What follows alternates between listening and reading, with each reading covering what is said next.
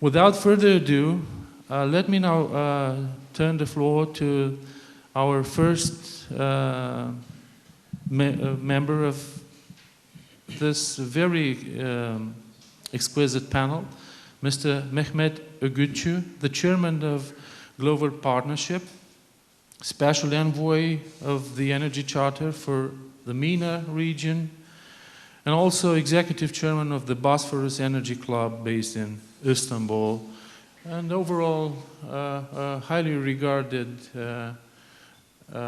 expert in Turkey and beyond its borders. So, Mr. Öğütçü, the floor is yours. Thank you, Rado. Well, you raised a number of questions, very pertinent and important questions, and I'll pick up the easy ones and leave the rest, difficult ones, to my friends. But before doing so, I'd like to thank Aspen Institute, Andre and his team, for putting together this wonderful event in such a great location. And this is my first visit after 15 years of research. When I was in OECD, I used to come, but 15 years later, I'm delighted to be back to Bucharest, which I love now, and I hope to come back more often. Before, I think we discussed the Caspian dynamics, and I love the title, Energy Interconnectivity and Security, rightly, I think, chosen. I'd like to put this in the wider context of what's happening globally, because before understanding the global dynamics and game changers, I think it will be difficult to read what's to come and what kind of policy options that we have in terms of European energy security as well. I think the most significant game changer that we have witnessed over the past decade is the changing demand and supply map in the world. Today, we have new demand and new supply regions emerging, which will change the whole established balances that we have come to know. US now has become the world's largest gas producer thanks to shale revolution, replacing Russia. And it's on the way to become, again, thanks to shale revolution, the largest crude producer, replacing Saudi Arabia and Russia perhaps to a certain extent. And also you have new supply regions emerging. In Brazil, Santos Basin, and in natural gas, Australia is emerging as an amazing center of LNG production and exporter. There are currently 7 facilities there under construction. When completed, and Australia will be able to import LNG around 80 BCM per year, which is almost half of what Russia exports to Europe, just to put in the context. And it will be replacing Qatar as the largest player. So the game is changing, the players are changing, and the rules of the game also will be changing. For example, China now emerged as the world's largest energy consumer, replacing United States. And whatever China does will impact significantly the rest of the world, including what will happen in Central Asia, Caspian, East Mediterranean, and Europe as well. Therefore, this is a country that we have to follow very closely, and I'm going to say a couple of words about that. Another game changer in terms of demand is now OECD world used to be sucking all the energy that we had, and their demand is very low, even flat and somehow receding. And the real demand, incremental demand growth in the world is coming from Asia Pacific, led by India and China. Last week I was in China. I was told that only in Beijing per day 2,000 cars are joining the traffic, only in Beijing. Imagine the rest of China, then add to this India, Indonesia, and other emerging nations in Asia Pacific. So there's going to be a huge demand. In terms of gas, again in China, right now the share of natural gas in the energy mix is around 5%. The world average is 20%.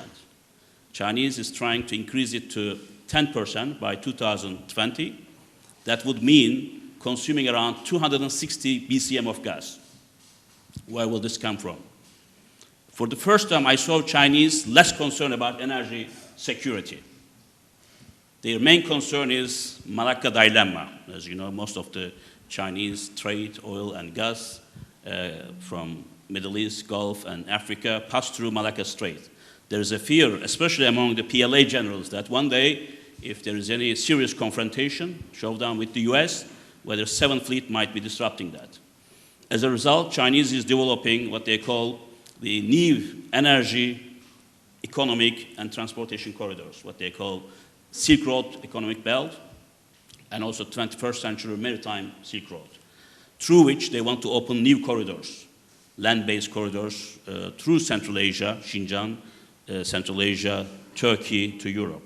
Already in Silk Railroad, they achieved the reduction of transportation time from almost 2 months to 15 days, all the way from Xi'an to Madrid. And so they would like to continue with that. And so therefore, whatever we discuss about Central Asia and Caspian, you have to factor China very strongly in this picture. The other game changer that I would like to mention is the investment requirements. If we are to believe IEA's long-term projections, by 2035, we need around $48 trillion of investment for energy and associated infrastructure. Where will this money come from and whom? And we have seen over the past 2 years, because of the low oil prices, most of the capital-intensive projects have been either canceled or put on hold. And we don't see any large-scale projects around the world.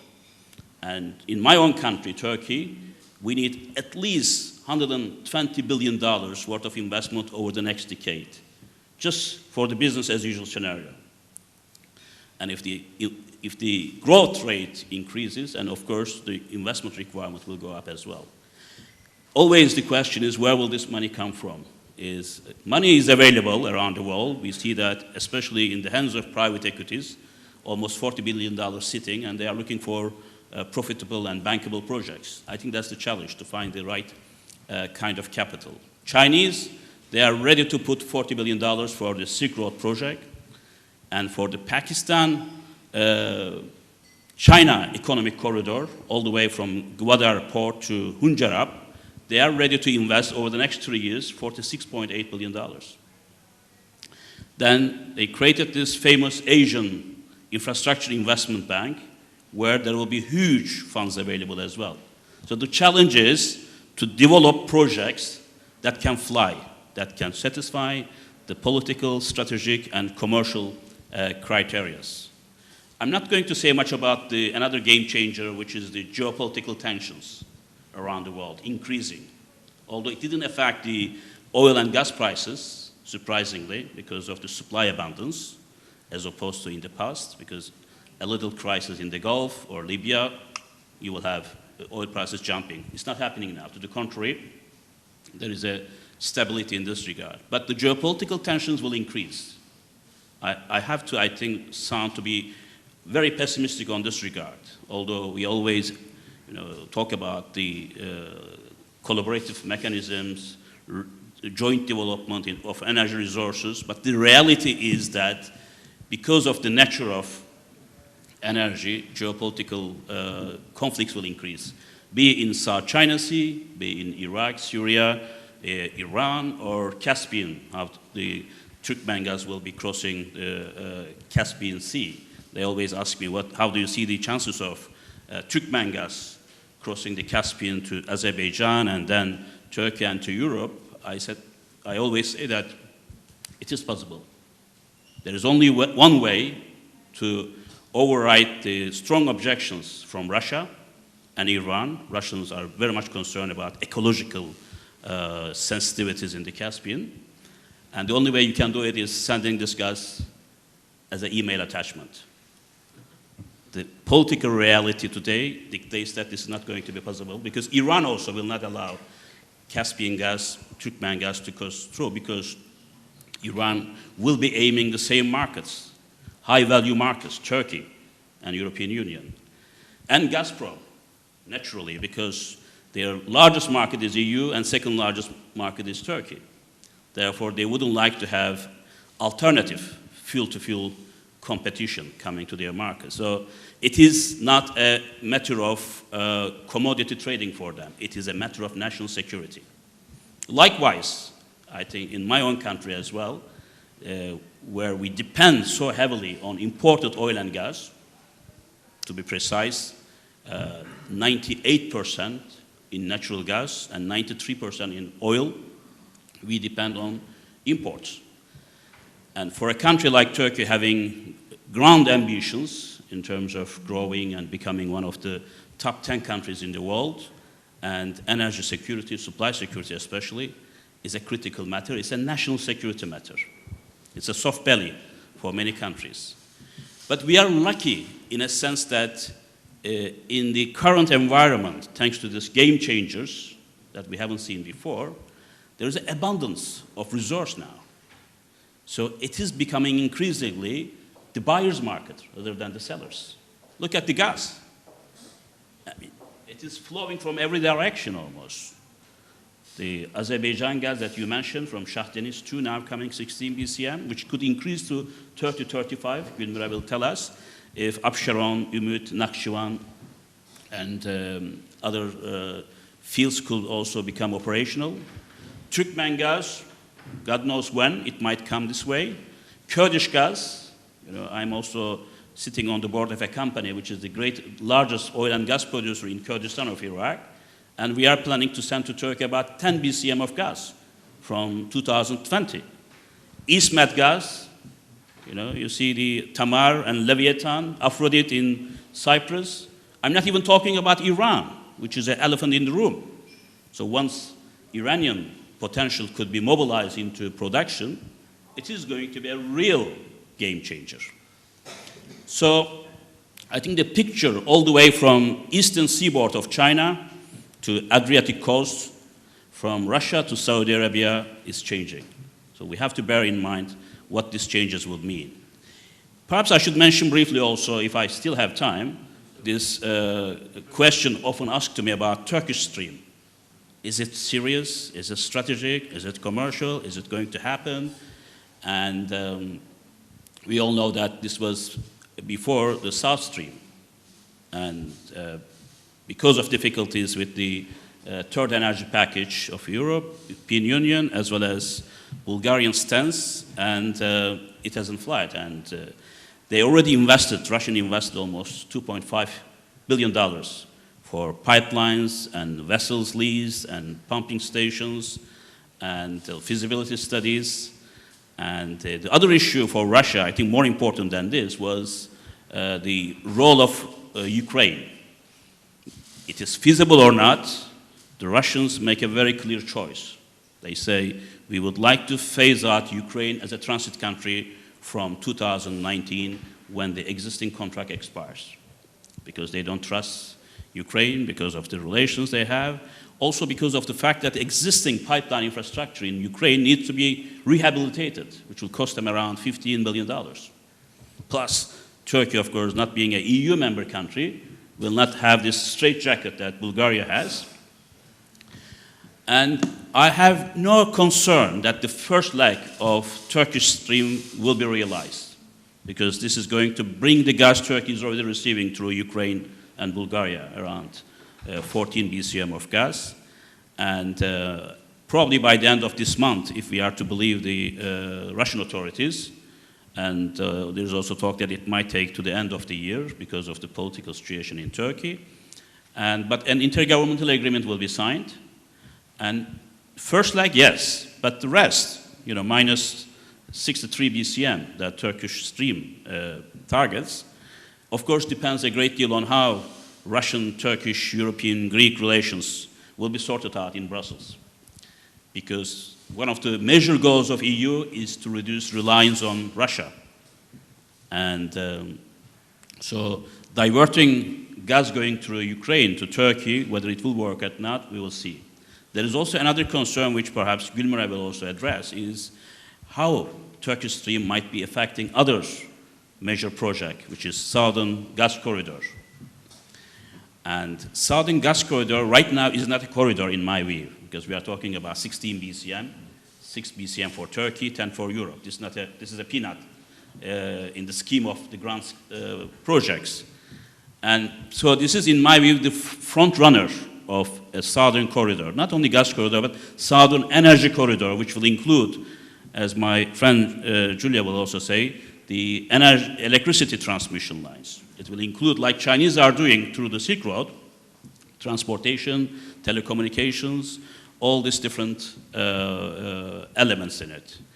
And in my view, I think it will have a